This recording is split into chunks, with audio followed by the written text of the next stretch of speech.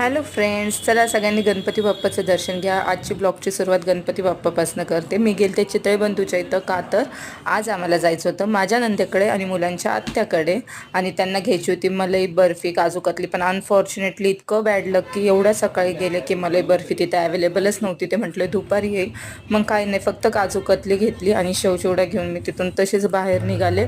आणि ज्यावेळेस मी घरी आले तर पटापट सगळं म्हणलं बेडरूम वगैरे क्लीन करून घ्यावं, आणि लगेच आवरून फास्ट असं बेडरूम आवरायला घेतलं, का तर जितक्या लवकर मी काम आवरेल तितक्या लवकरच मला निघता येईल। मग नंतर मी टिफिन बनवायला घेतला।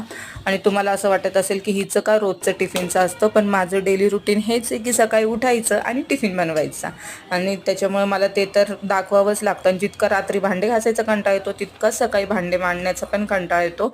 पण काय करणार, जागा कमी पडते म्हणून किती जरी मूड नसला तरी ते काम आधीच करावे लागतात। लवकर पोळ्या करून घेतल्या आणि त्याच्यानंतर आवूंचा टिफिन पॅक करून घेतला आणि म्हटलं की पटापट घराची आता सगळी क्लिनिंग करून घ्यावीत, आणि म्हणजे आपल्याला लवकरच निघता येईल। आणि सकाळी सकाळीच मी जास्त पोळ्या करून ठेवल्या की आई पप्पांना पण दुपारी संध्याकाळी ते खाता येईल, का तर आम्ही चौघच जाणार होतो।